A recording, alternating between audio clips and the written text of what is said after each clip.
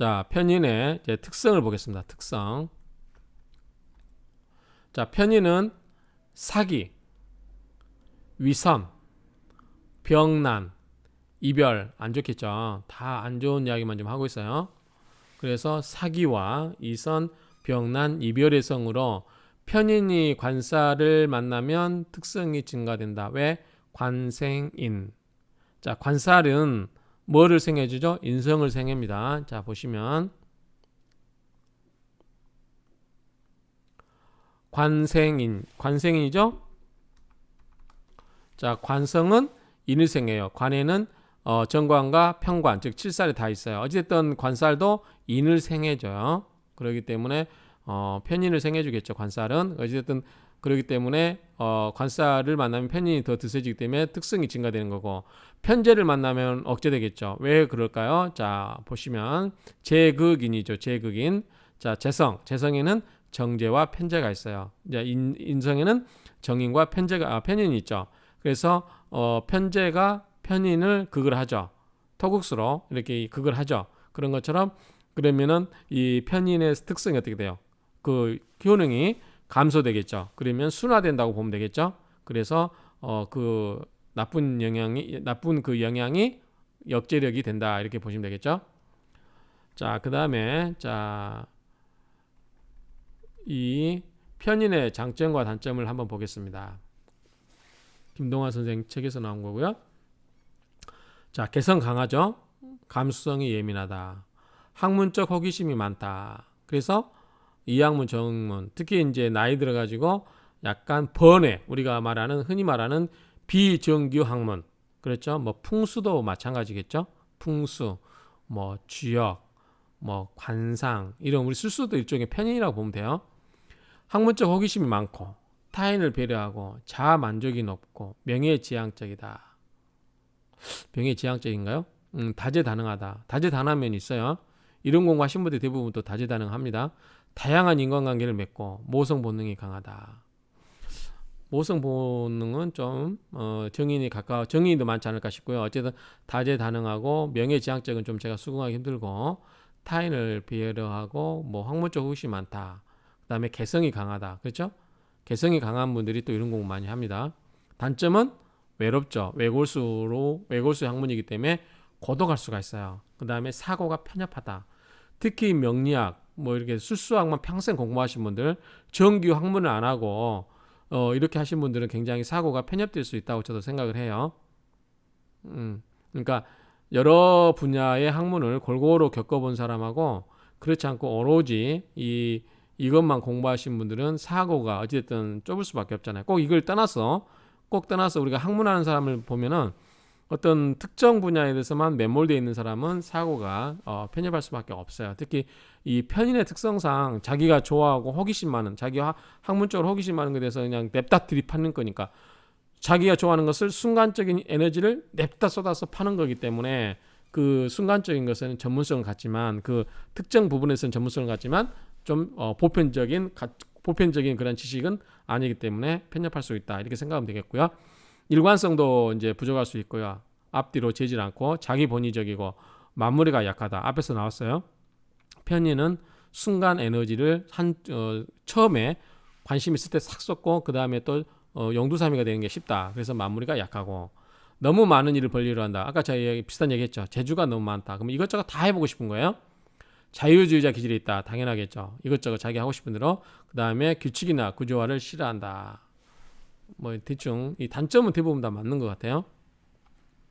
자, 특성을 한번 보겠습니다. 하나하나. 자, 매사에 기회주의적인 성격이 강하다. 기회주의적인 성격이 강하고 자기 것만 챙기거나 다른 사람의 몫을 파괴하는 흉성. 자, 안 좋다고 그랬죠. 도식이라고 그랬죠. 또는 효신이라고 그랬죠. 안 좋은 흉성으로서 사기와 허례의식이 강하여 고독을 초래하거나 외로운 성격이다. 사기와 허례의식이 강하여 고독을 초래하거나 외로운 성격이다. 이 점을 좀 생각하시고요.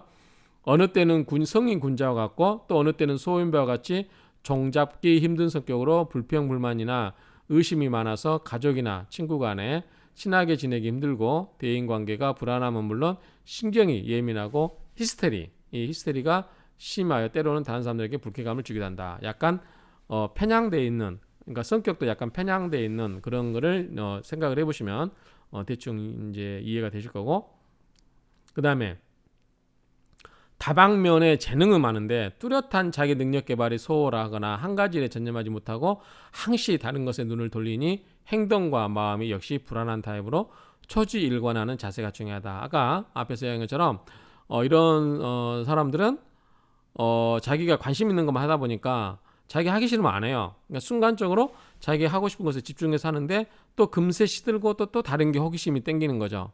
그러다 보니까 자기 능력 개발, 그래서 재주가 너무 많아도 굶어 죽는다 하는 말이 여기에 해당된다고 앞에서 말씀드렸죠. 그러니까 그런 식의 생각을 하시면 이것도 쉽게 이해가 되죠. 그 다음에 사주 중에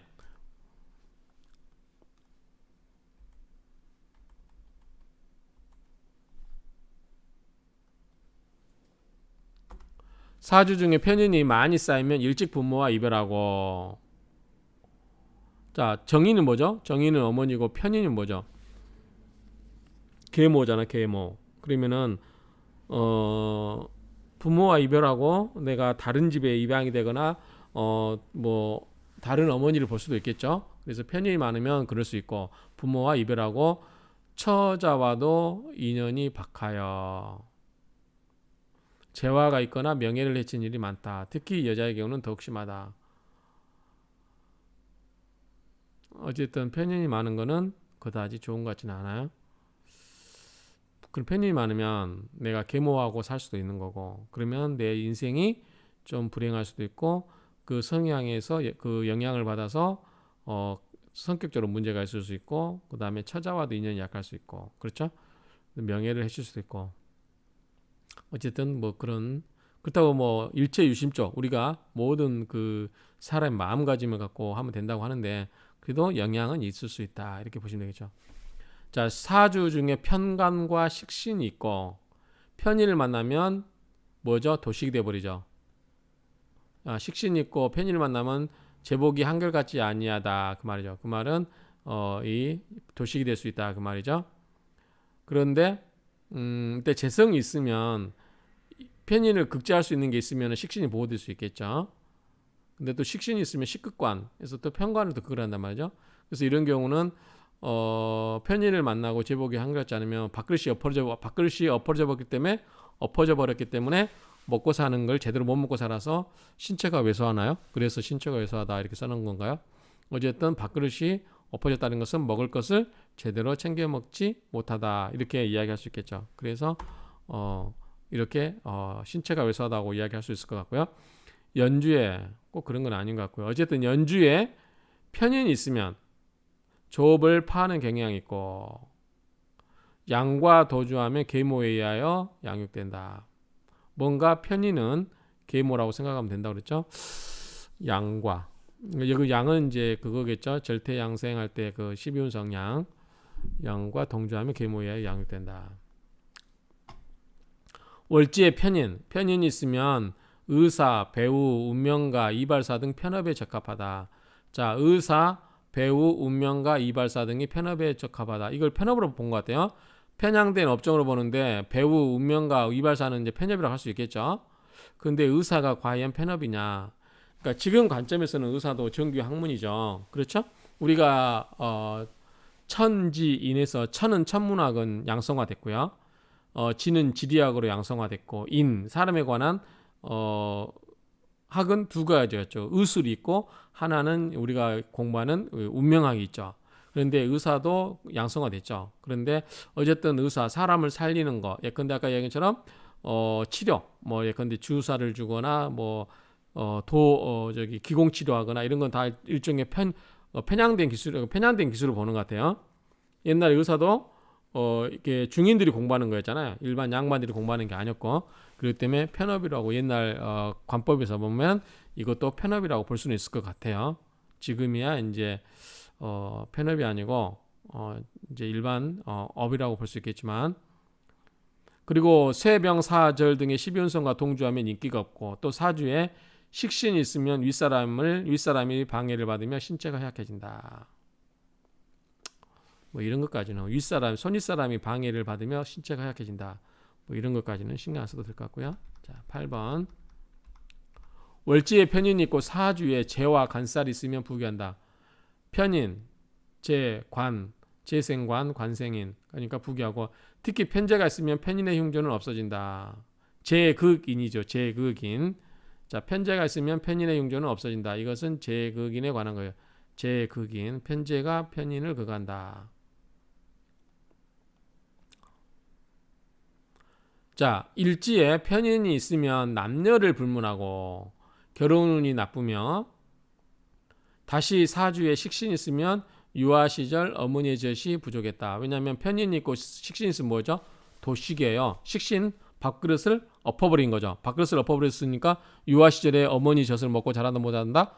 먹고 자라기가 힘들다. 밥그릇을 엎어버렸다는 것은 먹고 사는 문제가 힘들다. 그렇게 보면 되겠죠.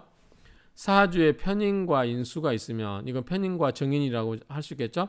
편인과 인수가 있으면 두 가지 직업을 가지는 경향이 있다. 자, 인수는 뭐예요? 자, 편수는 인성은 뭐예요?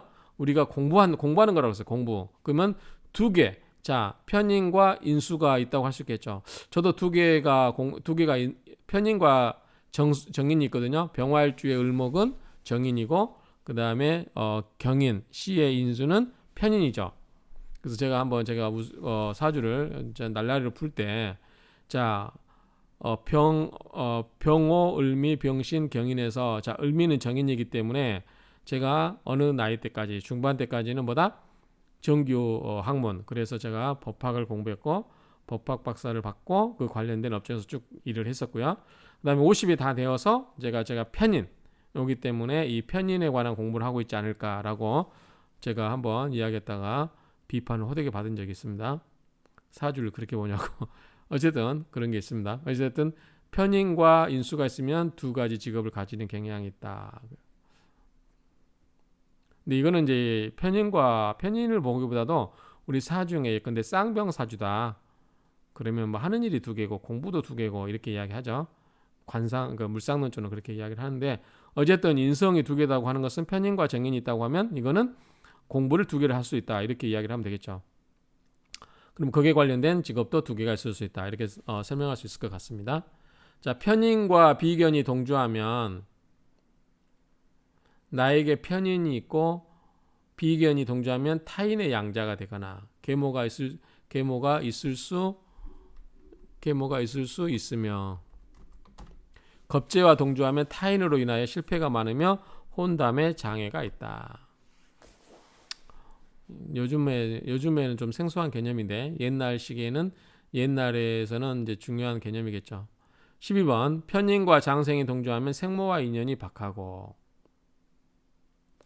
편인이 장생이 동조하는 건 뭐예요? 편인이 장생에 있다는 거는 편인이 득세한다는 거죠. 계모가 더 득세한다는 거. 무엇보다 정모는 뭐죠? 생모죠.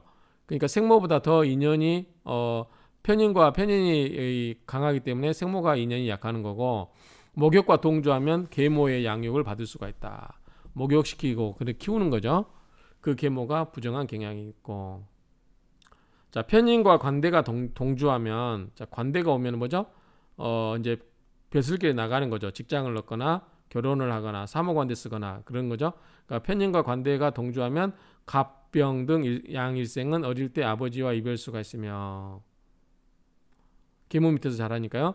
을정 귀신계 등 음일생은 계모 또는 의모의 양육을 받는다. 요즘에는 별로 그다지 중요하지 않는 관법인 것 같고요. 자, 편인과 걸록이 동조하면 비록 부귀하는 집안에 태어났다 하더라도 13세 전후하여 부친과 이별하고 집안이 영락된다. 그러니까 편인이 되면 이 부모 자기를 낳아준 부모와의 인연이 좀 약하다. 편인은 뭐죠? 나를 키워준 어머, 계모 그런 사람과 인연이 되기 때문에 원래 나를 낳아준 어머니와 부모와는 좀 인연이 약할 수 있겠다. 그렇게 생각하면 되겠죠. 그 다음 편인과 걸록이 동조하는 것은 이런 것은 걸록이라는 것은 굉장히 내가 열심히 일할 때죠. 그렇죠? 가장 인생에 있어서 바쁠 때. 그렇기 때문에 이럴 때 이제 기운이 가장 왕성한 거죠. 그럴 때는 의사나 학자에 적합하다. 편인과 제왕이 동조하면 계모로 인하여 고생하며 세병사절묘 등과 동조하여도 편친과 인연할 수 있으며 노고가 많다. 아무튼 편인과는 그다지 인연이 좋지 않다. 이렇게 생각하면 되겠죠. 여자 사주에 편인이 많고 다시 식신이 있으면 자식에게 해가 많다. 식신은 뭐예요? 식신은 자식이에요. 자식. 어머니에게 있어서. 자, 여자 사주라고 했으니까 여자 사주에 있어서 편인이 많고 식신이 있으면 식신은 자식인데 어떻게 다 편인이 많다고 했으니까 인극식이죠. 극제 제극인 인극식 식극관 관극 그랬죠? 자, 보시면 극제 제극인 인극식 식극관 관극 그래서 인극식이란 말이죠. 그래서 편인이 많으면 식신이 있으면 이 식신을 극해버리잖아요. 편인이 많기 때문에. 그럼 뭐다? 식신을 엎어버리기 때문에 뭐다? 식신은 뭐에 해당된다? 자식이죠. 자, 한번 볼까요? 자, 식신 처에게 있어서는 다 토생금잖아. 식상인 거죠. 다 자식이. 그렇기 때문에 이 자식이 여자에게는 자식이 무조건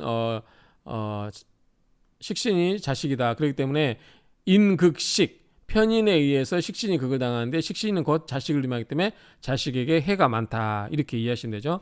그리고 유산 등의 산액이 있다. 아무래도 자식에게 극을 당할 수 있기 때문에 자식을 낳는 과정에서 문제가 생길 수 있다. 이렇게 생각하시면 되죠.